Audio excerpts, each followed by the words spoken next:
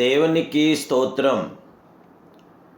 ఏదైనా మహిమాస్వరూపుడకు దేవదేవుడైన యేసుక్రీస్తు ప్రభువు వారి యొక్క మహోన్నతమైన వాగ్దానం.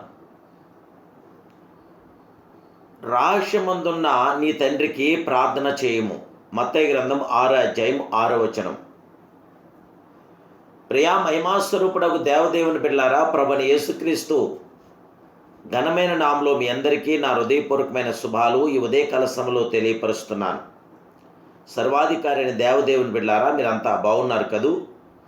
దేవుని యొక్క శాశ్వతమైన కృపను బట్టే మనం సజీవులుగా, సంపూర్ణంగా, పరిపూర్ణులుగా మనం ఉండగలుగుతున్నాం.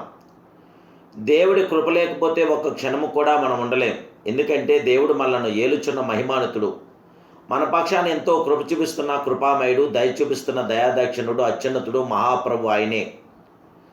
నీవు ప్రార్థన చేయనప్పుడు నీ గదిలోనికి వెళ్ళి తలుపు వేసి రహస్యమందు ఉన్న నీ తండ్రికి నువ్వు ప్రార్థన చేయండి. రహస్యమందు చూచు నీ తండ్రి తప్పక నీకు ప్రతిఫలం ఇచ్చి, నీకు జయమిచ్చి, విజయమిచ్చి, నిన్ను ఆదరించి బలపరచగల గొప్ప దేవుడు. ప్రార్థన ద్వారా మాత్రమే మన పరిపూర్ణమైన, సంపూర్ణమైన కార్యాభివృద్ధిని మనం పొందగలుగుతున్నాం. జీవగల దేవుని బిడ్డలారా, రహస్య ప్రార్థన లేక ఏకాంత ప్రార్థన ఒకని యొక్క జీవితంలో ఎంతో అవసరము. ఒకని యొక్క ప్రార్థనా జీవితంలో అతని యొక్క రహస్య ప్రార్థనను బట్టి కొలత వేయగలం. నీవు బహిరంగముగాను గుంపుల్లోనూ ఎన్ని దీర్ఘ ప్రార్థనలు చేసినను ఏకాంతంగా ప్రార్థించనుచో నీవు సరైన ప్రార్థనా జీవితం లేనివాడవే. ఏకాంతముగా నీవు ప్రార్థించున్నప్పుడు నీ హృదయస్థితిని నీవు ఎరుగుదువు. దేవుని బిడ్డ, దేవుని ఉద్దేశములను, తలంపులను నీవు పొందుకోగలదు. ఏకాంత ప్రార్థన ద్వారా దేవుని యొక్క కార్యాభివృద్ధిని పొందగలదు.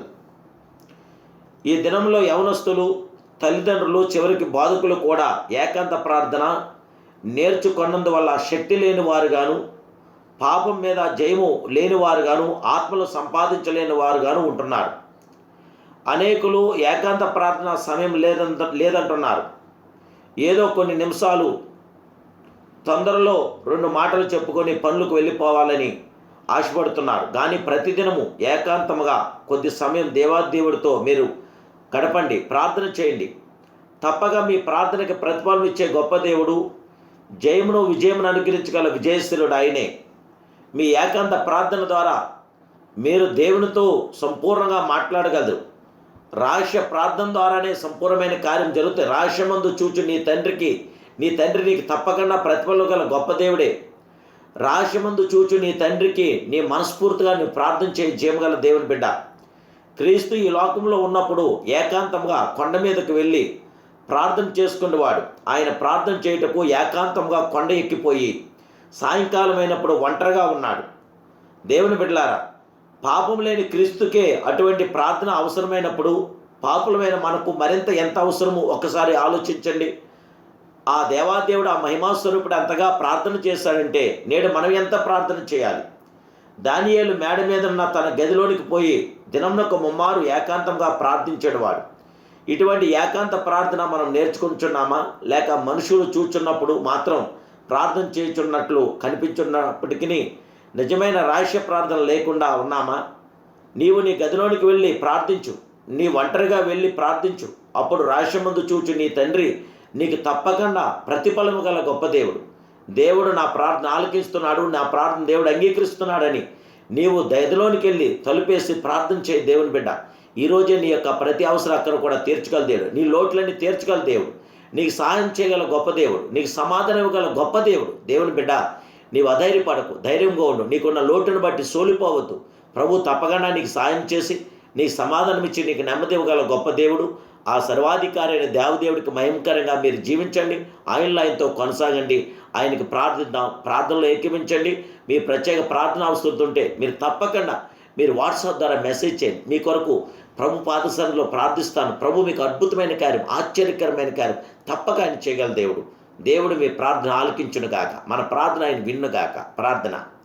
మహాపరిశుద్ధుడును, మహోన్నతుడు, సర్వోన్నతుడు, సర్వలోక న్యాయాధిపతివైన మా ప్రియ పరమ తండ్రి, మహోన్నతుడా, మహోజ్వలుడా, పరిశుద్ధుడా, పరిపూర్ణుడా, సంపన్నుడా, ఈ ఉదయకాల సమయంలో నీ కుమారుడైన యేసుక్రీస్తు సర్వోన్నత నామములో నాయన మీ దాసుని ప్రార్థిస్తున్నాను. ప్రార్థనకు ప్రతిఫలం ఇవ్వండి. మా శ్రోతలందరి పట్ల కార్యం జరిగించండి.